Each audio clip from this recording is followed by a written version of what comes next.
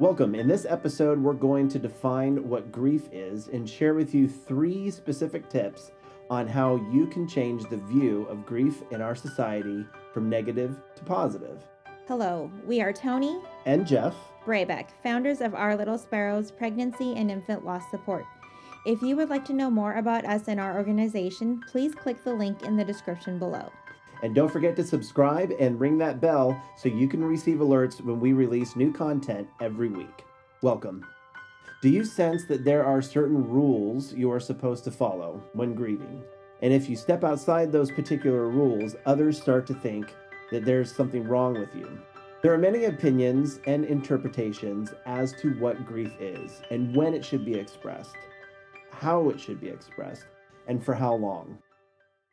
First, let's take a look at a few definitions of grief. 1. From dictionary.com, grief is a noun. It's keen mental suffering or distress over affliction or loss. Sharp sorrow, painful regret. A cause or occasion of keen distress or sorrow. And from medicinenet.com, it says that grief is the normal process of reacting to a loss. The loss may be physical, such as a death, social, such as divorce, or occupational, such as a job. Emotional reactions of grief can include many things, such as anger, guilt, anxiety, sadness, and despair.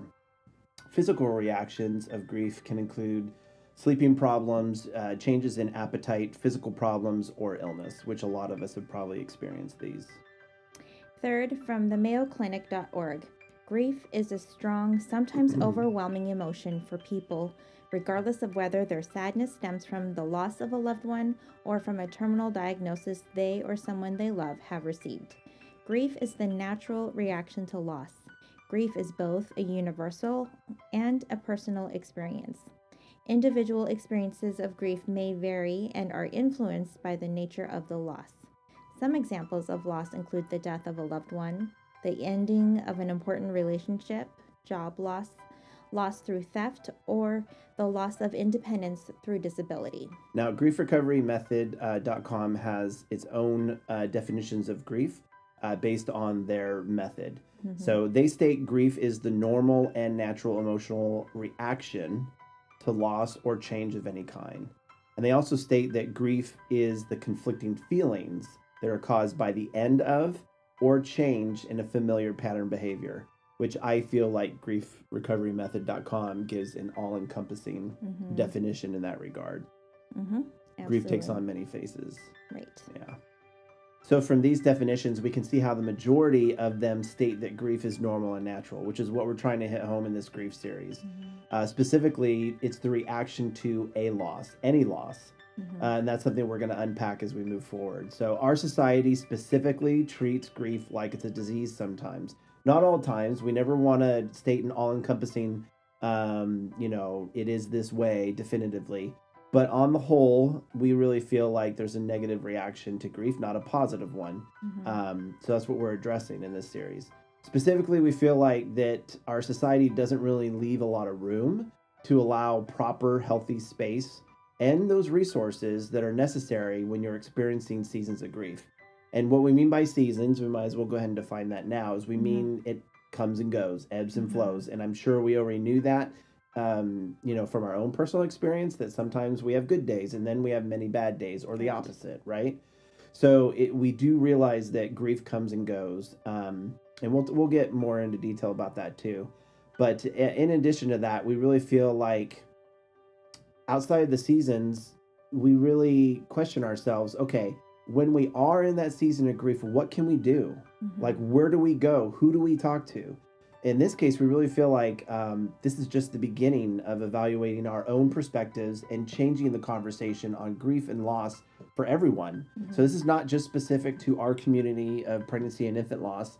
This applies to all walks of life and all spaces. So we want to look at primarily 3 steps to begin changing the view of what our society sees as grief, from something that we don't want to deal with to something that we do deal with, and that we are able to integrate this process into every aspect of our life, personally. Right. So the first thing we want to do is take a look at our own life first. Let's look and see how, in the times that we have experienced grief, we can ask ourselves, what did we appreciate most from someone who supported us? And then ask ourselves, what wasn't appreciated? We can start treating others and showing loving support by being the support we desired or saw displayed by others to us. And I think something that, as we were writing this out, I was telling Tony that in some regards, I feel like the negative aspects of how people have interacted with us reveals more of what needs to be corrected, obviously, but more than that, more of what needs to happen than the positive. And I just think that's because it goes right to the heart of it. If it rubbed you the wrong way, if it made you feel worse than better, obviously those are things that need to be, changed and corrected right away. If someone says, "Oh, you'll feel fine tomorrow," it's like, well, maybe I won't. Yeah. Right. So instead of saying you'll feel fine tomorrow, say, "Hey, I want to check in with you tomorrow." Right. I really appreciate you sharing what you're going through in this moment of loss of whatever that may be. And then I'm going to check in with you tomorrow and see how you're doing. Instead of dismissing it and just saying you'll feel good, you'll feel better tomorrow. Tomorrow's a new day. Right. So the second thing that we wanted to cover in these 3 tips was that to remember that none of us are alone in this process. To recognize that grief is more common, right? It's more common than what it may seem. It's like, oh, he or she never seems to be down. Grief takes on many faces. A happy face is not necessarily a grief-free person. And let's be realistic. Grief touches all people at some point or points, I believe in the latter, of their lives. So let's remember that we're not alone in this. Even though in the moment, I understand because I've been there. I understand that we can feel like we're all alone in this grief and that no one could ever understand what we're going through. I think we need to remember that there is commonality. You would be surprised, just like I'm sure Tony and I were surprised. You might have been surprised to hear how many people had miscarriages, how many, and never talked about it, how many people had a stillbirth. The cord wrapped around the baby, the heartbeat, which is like amazing how much more common that is than we would have ever known if we weren't in this circle of community because we lost our firstborn. So you're not alone. You may feel like it, and it may feel like it's like definitively I am not alone. You're not.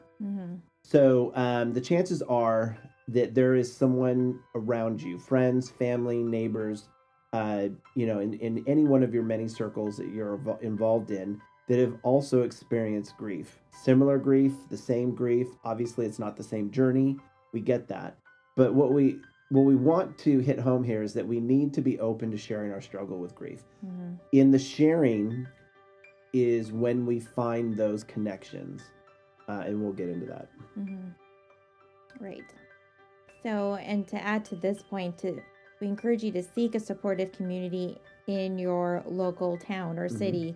And that could be like, physical support, like a support group that you meet with in person once or maybe twice a month. Some have that through churches or just through other organizations that support families and such.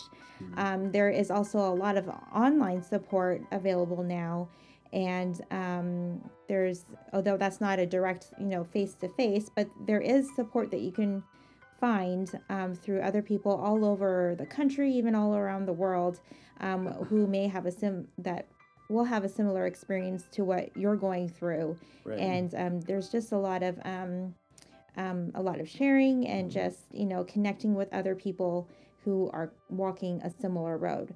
Right. So we've compiled a resource for you that we'll put the link for you down in the description below, and you can download it, and then it will have links and names of different organizations that you can check out and see if that is something you'd be interested in looking at for yourself.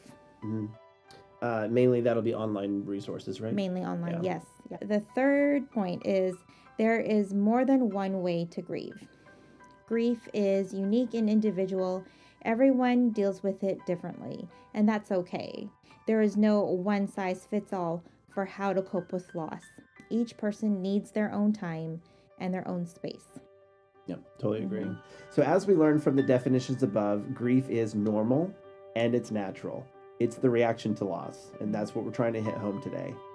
The fact that it's normal and natural means that once we understand how to view the grief and better yet how to respond to it, then we can begin to make those changes that are necessary to surround ourselves with that supportive community that we've been talking about, that network of people that can help us move ourselves forward. A lot of us feel stuck in our own grief, right? So at the same time, it sets the example for others around us. It offers hope to those who feel that they are stuck in their grief as well. So moving forward doesn't mean we're forgetting our loved ones. No, it doesn't mean that at all. It means that we can still move forward and still have a sense of longing and love for them. So it's a good thing. Yes. As we really feel like this is just a launching pad. This is just something to get us off the ground and talking about the subject matter of grief. But we really appreciate you joining us. We hope that you continue to join us each episode moving forward. And we look forward to unpacking this with you guys. Yeah. If you liked this episode and want to see another one of our weekly podcasts, click or tap here. If you are looking for more in-depth information, we have a grief series called The Pregnancy Journey, Grieving from Diagnosis to the Loss of Your Baby and Beyond. Click or tap here.